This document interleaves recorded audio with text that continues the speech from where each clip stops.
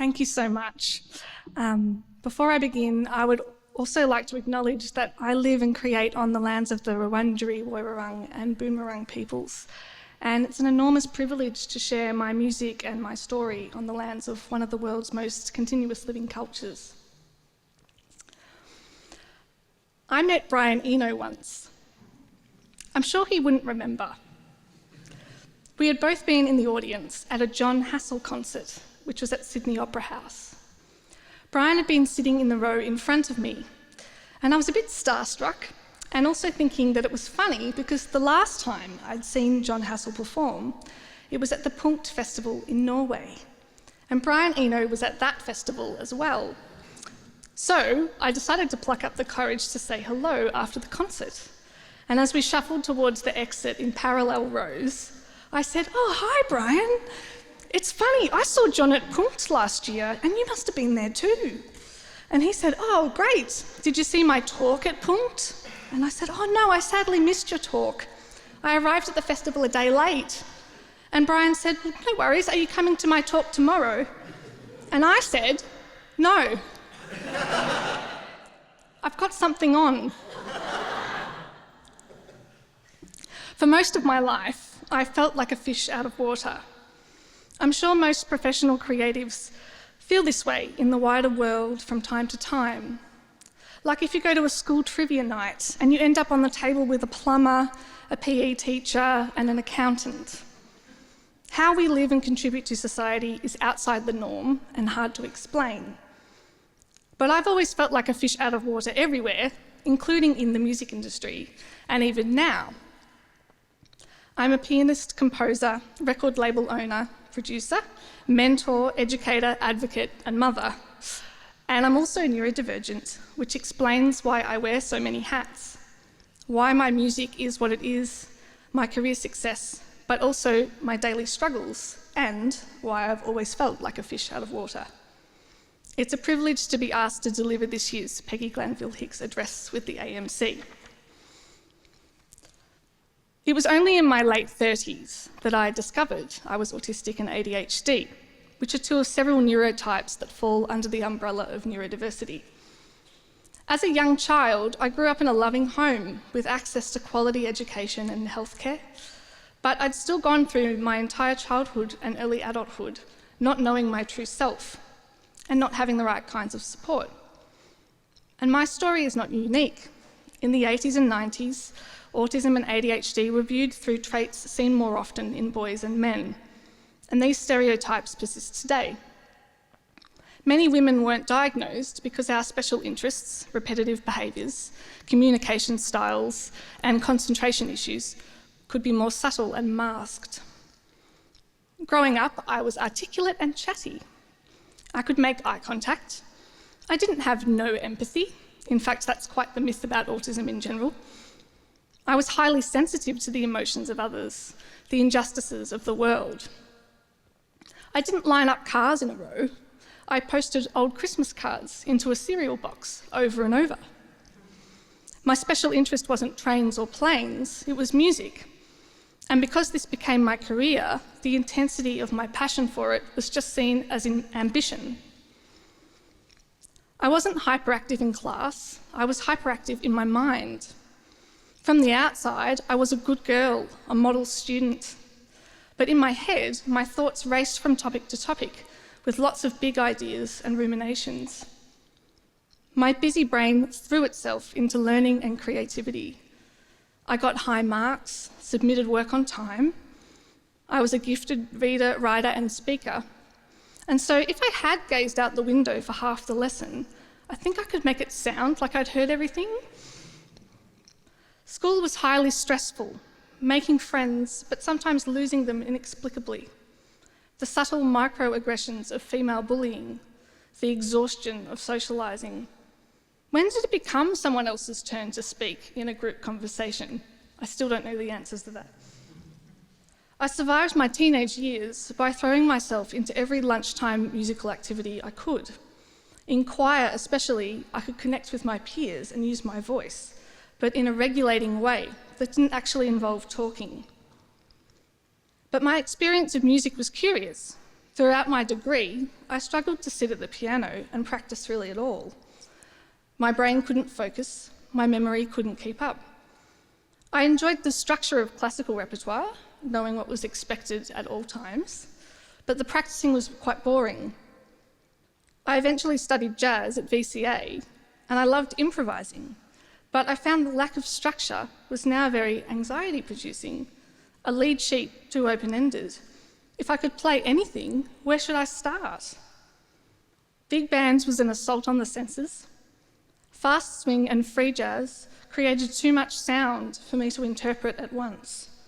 My favourite version of Giant Steps is by Colin Hopkins, played at 50 beats per minute. Composing was a convenient solution to my barriers learning other people's repertoire. I could instantly play my own piece of music. Studying jazz meant that I could generate ideas quickly. Some of my most successful works began as an improvisation and were completed in a couple of hours.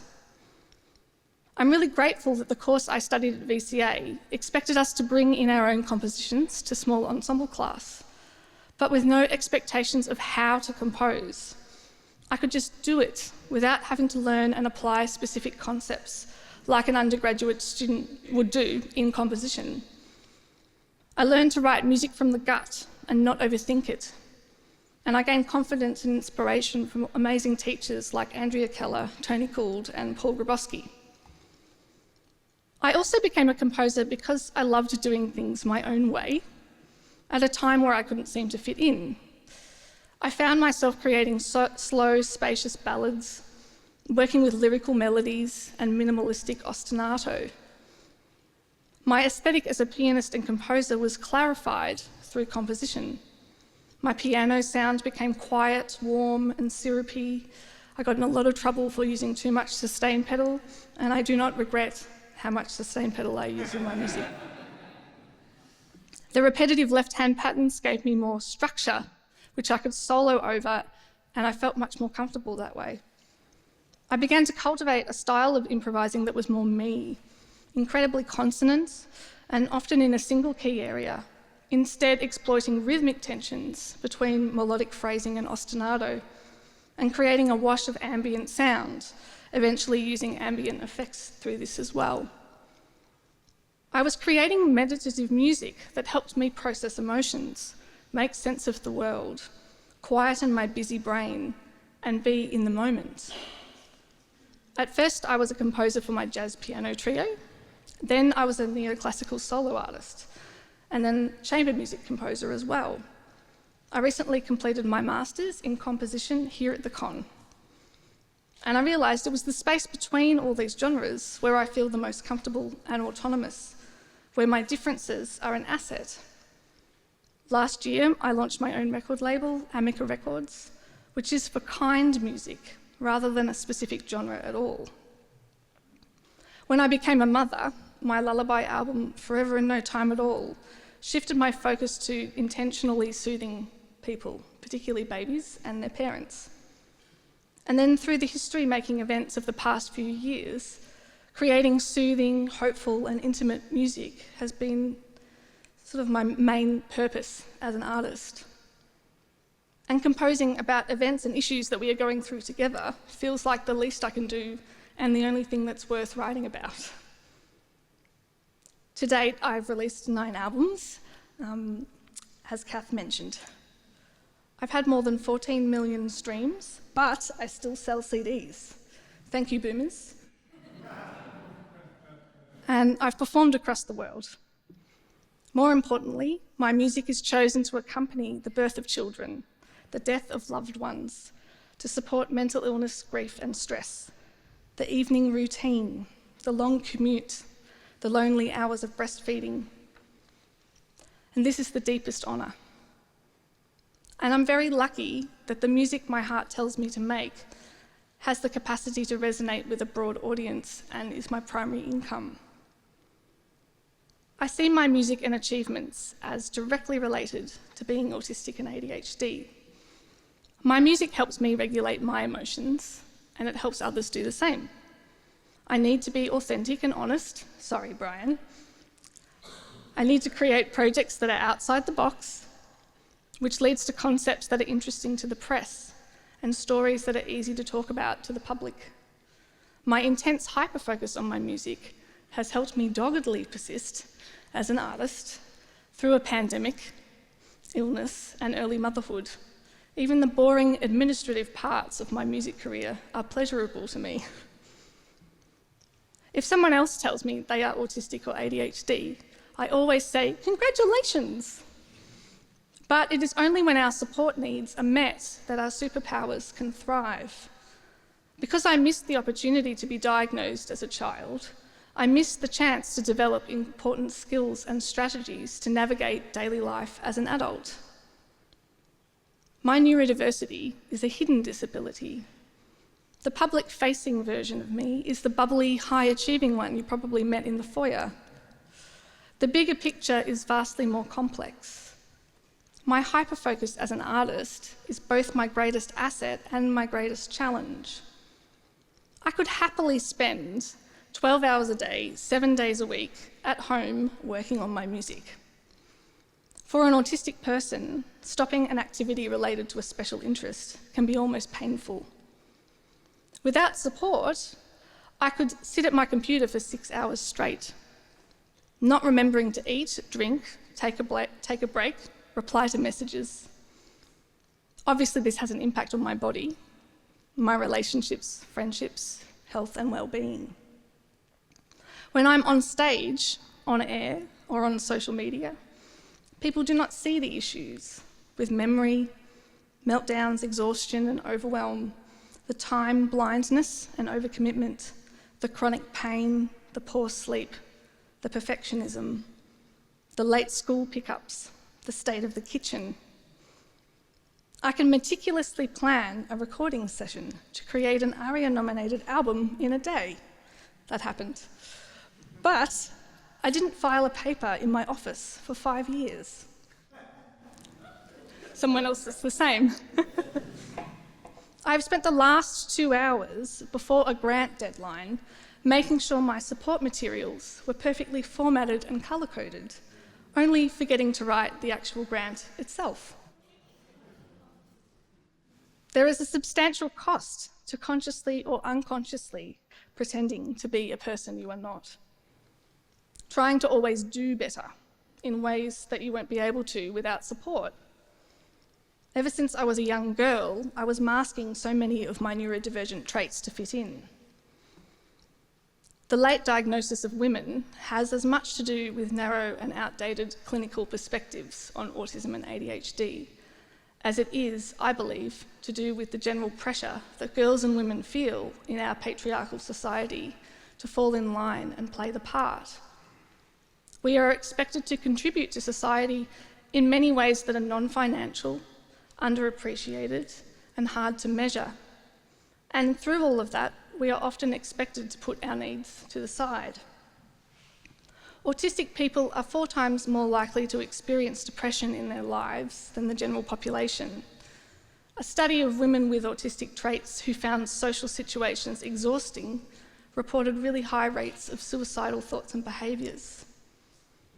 But musicians too contribute to society in ways that are underappreciated and hard to measure.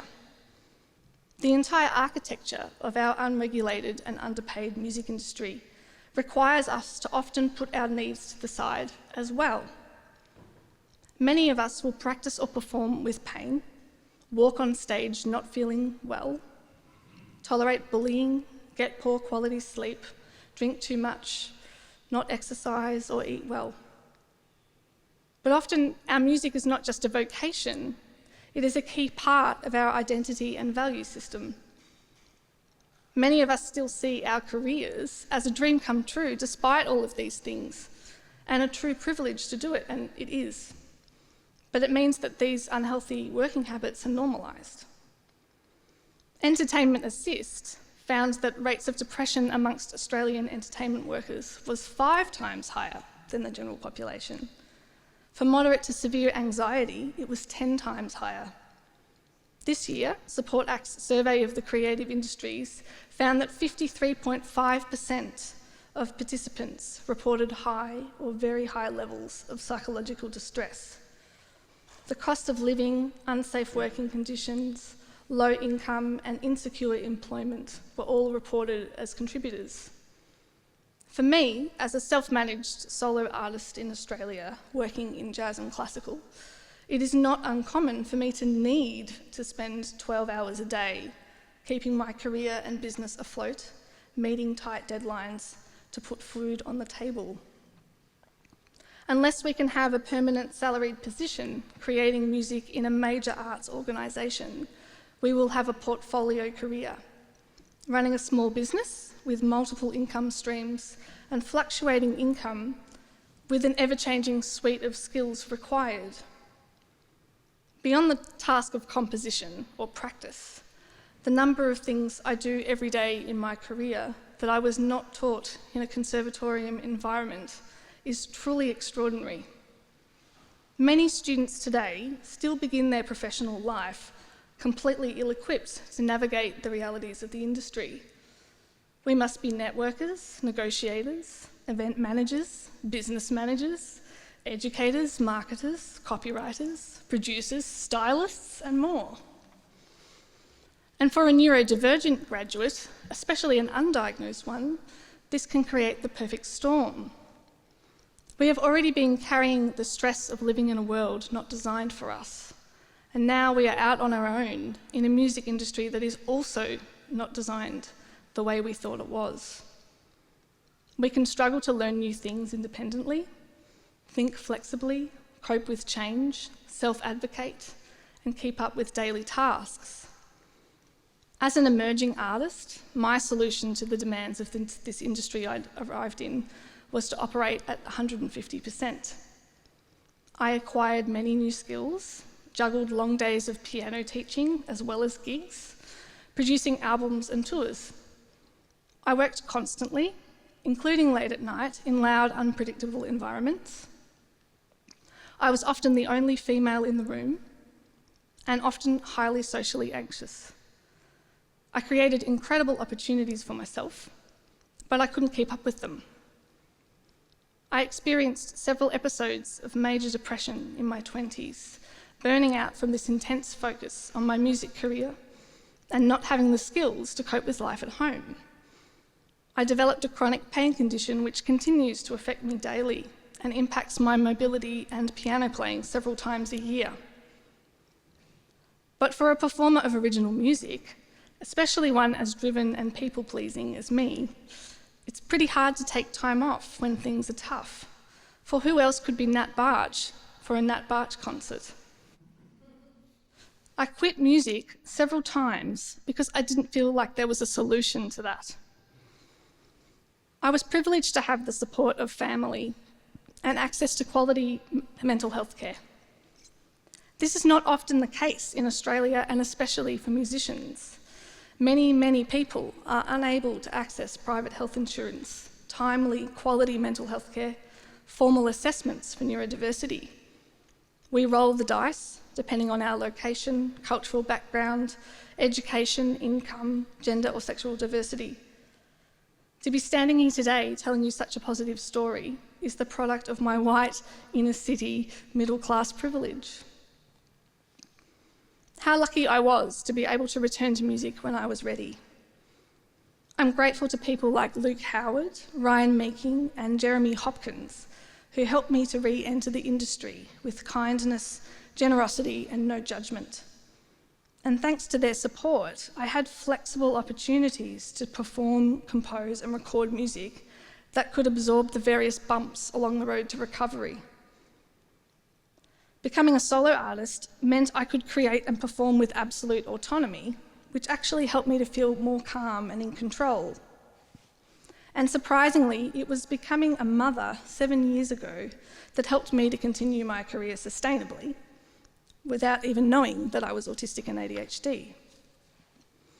For the first time in my adult life, there was predictability to the day and healthy boundaries between my creative life and my family life. I benefited from the extrinsic motivation of caring for a very small person. It forced me to down tools and switch off from music. Both the quality of my music and my health benefited enormously. And so receiving an autism and ADHD diagnosis was just the final step, and it helped me just to answer all the remaining questions and get support for the daily challenges. My diagnosis led to a complete reframing of who I am and how I experience the world. I slowly began to discover what my unique patchwork of neurodivergent needs are, needs that I had hidden from the world and myself. Over time, I was able to use these discoveries to thrive as an artist, a mother, and a small business owner. I'm a sensory seeker. I love squeezy hugs. I love wearing shapewear. Someone also does. I love moving water, glitter, sunlight in nature, bright colours, walking on my toes, flapping my hands before performing. But when I'm dysregulated, I'm sensitive to pain, sound, light, emotions. I dress in soft clothing at gigs. I use fidget spinners and jewellery, cool-looking earplugs that people think are earrings. I find comfort in cooking a meal that uses vegetables that are all green. Performance anxiety rears its head, but only with unfamiliar venues, people, or repertoire. So I plan ahead with photos of where I'm going, pre-plan where to park, I get support for bump-ins. And after a show, my brain is muddled. I'll need to wind down my brain slowly and get support with unpacking, merch reconciliations, my overflowing inbox. I have big feelings and strong opinions, but I can experience rejection-sensitive dysphoria. If I offend someone or am criticised, I shut down and I lose the capacity to talk or think straight. Being a public-facing person, this has meant over time I've needed to protect myself and be selective in what opinions I share on public issues, to preference kindness over the debate. I struggle with transitions between activities and places, which increase my sensory needs and the busyness of my brain. So I try and slow the pace of touring, so I have a chance to regulate, not march straight into a sound check from the airport. My brain likes to stay in one lane, and in that lane, I can be a perfectionist. I need to create singular focused time for composing or practicing. Another day is the email day. I book a support worker for daily living tasks that will inevitably fall by the wayside when I'm immersed in a project and working to a deadline. I calm myself and manage my forgetfulness by using lists and schedules, irrespective of my capacity to adhere to them. I have a business system that makes it easy to outsource admin tasks when I can afford to do that.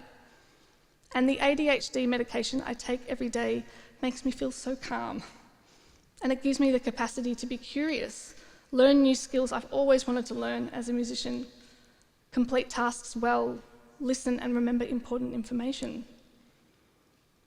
We are at a pivotal moment in Australia where diagnoses of autism and ADHD are increasing, and particularly amongst adults and females. When I speak in public about my neurodiversity, invariably there are several people that hang around to quietly talk to me about their own recent diagnosis or their ponderings about it all. I recently hosted a neurodivergent artist meetup at the Corner Hotel, and during a panel discussion, I asked the musicians in the audience to raise their hand if they'd had a recent diagnosis during the pandemic, and nearly every person in the room raised their hand. It's not that it's all the rage or everyone's getting diagnosed these days. It's just that there are people like me, quite a few of us, who have struggled our entire lives and are finally discovering why. There have always been this many of us. The biggest challenge is not actually about discovering our true selves, but creating a world around us where our needs can be better met. Helping others in our lives to see what we see, to listen, change their perspective, their expectations, love and embrace us for who we really are. My diagnosis took a little time to be accepted, but not too long. Some doubted why I should get assessed because of outdated stereotypes they had at the time. Like, you make eye contact, you're really good at socialising. Some downplayed the impact of my disability, referring to me as things like high functioning or a little bit on the spectrum. Others were sceptical about my diagnoses because I was academically gifted.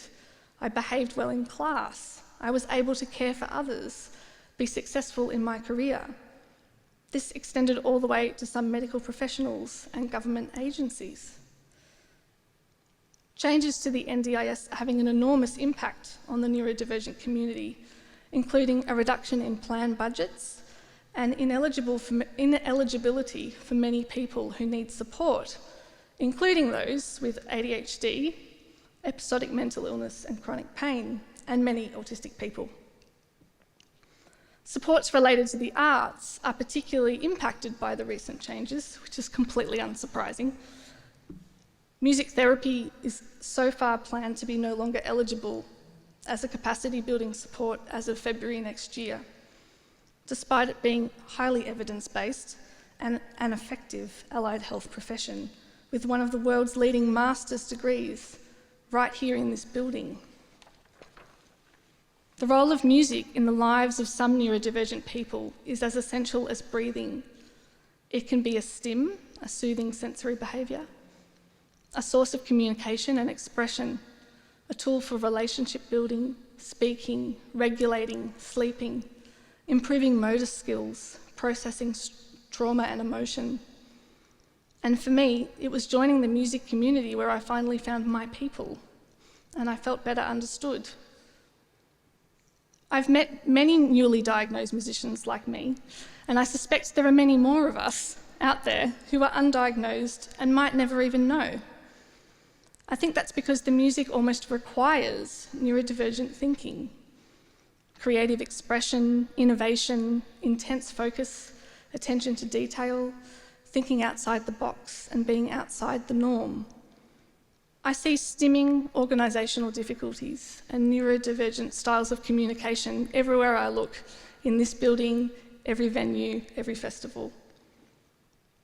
A lot of neurodiversity is in our industry, but it is also often intergenerational. Neurospices tend to find each other. But many of us have grown up in neurodivergent families or friendship groups. So this can mean that articulating our struggles or our new realisations, asking for support for our new disability, can be met with a bit of gaslighting, like, but everybody does that, when it's actually, no, it's just everybody in our lives does that. And while that might be true, every neurodivergent person is different, and we are all entitled to support in the areas that we each uniquely need it. Since diagnosis, much has changed in my life. I feel understood and a sense of ease around the ones I love. I've cultivated a lot of self-compassion and resilience. I recently released Forever Changed, which is an album that explores the neurodivergent sensory experience of music and celebrates the discovery of my true self. It's a project that seeks to bring people together with neuro-affirming pride. My live performances are in a relaxed mode, designed in consultation with other autistic and ADHD people, and presented in immersive surround sound with sensory tools, beanbags, soothing video projections, and gentle lighting. And I'd love to thank the Melbourne Recital Centre for asking me to be artist in residence this year, which helped me to really fully explore this project. This relaxed show is not an adjustment or an add-on to a concert season. It is the entire point. I am simply asking for neurotypicals to spend an hour in a neurodivergent world. And in the process, I'm hoping that it helps other folks like me to feel that our experiences and needs are just as important. If there are two things I hope you'll take away from this speech, it is to put yourself in the shoes of an autistic and ADHD person, and to think about how the music industry could support us better. In this neurotypical world, autistic people are expected to learn social cues and consider what others might be thinking in ways and at a speed that does not come easy. I would propose that it is also the job of people who aren't neurodivergent to spend some time considering what might be going on in our heads, our bodies, our homes, and backstage. How many gifted musicians have we lost from this industry, or even from the world, too soon, because their struggles were not supported? Consider the various musical tropes of the tortured artist, the struggling artist, the artists with unusual requests or big emotions being labelled a diva. These stereotypes perpetuate the idea that the show must go on, that suffering is part of being an artist, and that self-advocacy could come at a cost to your reputation. Every musician steps out on stage or in the media in performance mode, presenting a version of themselves. But I found myself getting into this mode from the moment I stepped into a venue, masking my neurodivergent traits with everyone, even my band members, and using up all my brain power to interpret and respond in group conversations in a tiny green room. Before I'd even walked on stage, I could be mentally exhausted and dysregulated. Consider for a moment, what if an artist's tantrum backstage is actually an autistic meltdown? And how could we respond better? What if the brand new packets of sports socks on a touring artist's rider were a much needed sensory support before walking onto a loud festival stage? How is the cliche of the bowl of green M&Ms any different to the all-green vegetable risotto I might need to cook at home after a show? It takes a bit more effort though. What if the lack of reply to an email or the perceived unfriendliness at a gig is actually related to an artist's inattention, organisational difficulties, or performance anxiety? In this post-pandemic industry, things are changing fast. There's never been a better time or a more important time to make space for neurodivergent needs in music. I could think of so many ways the industry can shift. Flexible grant programs for neurodivergent and disabled applicants, with word or character limits as guidelines, and perhaps putting in a rule that you don't have to have perfect support materials with the correct colour coding. Just say it and I won't do it because I'm following a rule. Flexible start and end dates to projects by default, not asking when things start to fall apart. Trusting in the artist, their work, and respect for their own pace of creating. Providing separate access funding for all grant recipients, not just disabled recipients, so we're all encouraged and equipped to support the access needs of our ensemble members and audiences. Social stories not just for audiences, but for those backstage. Worksheets with photos, so easy. Flexible call times. Peer mentoring programs for newly diagnosed artists. Understudy programs for artists in burnout to help them re-enter the industry. Not just asking artists and managers to submit a tech and hospitality rider, but also an access rider if required, so it just totally normalises the process of doing that. A separate dressing room as a quiet space for everyone working backstage, not just the main artist. Normalising the use of sensory tools at venues, festivals, classrooms. Fancy awards for venues and festivals and organisations that provide comprehensive accessibility, hire more disabled staff, and book more disabled artists and composers. Why not do this for cultural and gender diversity as well while we're here? Although it should be said that nobody should receive necessarily a fancy award for meeting the needs of disabled people in our community by default. It's just that somehow it never seems to work out the way it should. It takes the work of individuals to help change a culture. And it takes invitations such as this one to help individuals to see the need for change.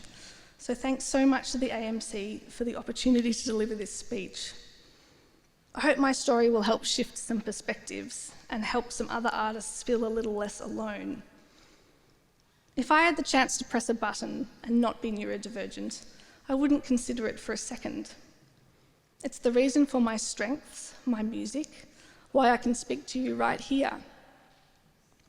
In a world that seems to create so much heartbreak and division between us, especially at the moment, it's helped me to cultivate an emotionally regulating musical world that seems to have a place in helping others sometimes too. And also, I'd actually kind of feel sad for you if you don't get to be neurodivergent as well, because life must be really boring. Thank you so much.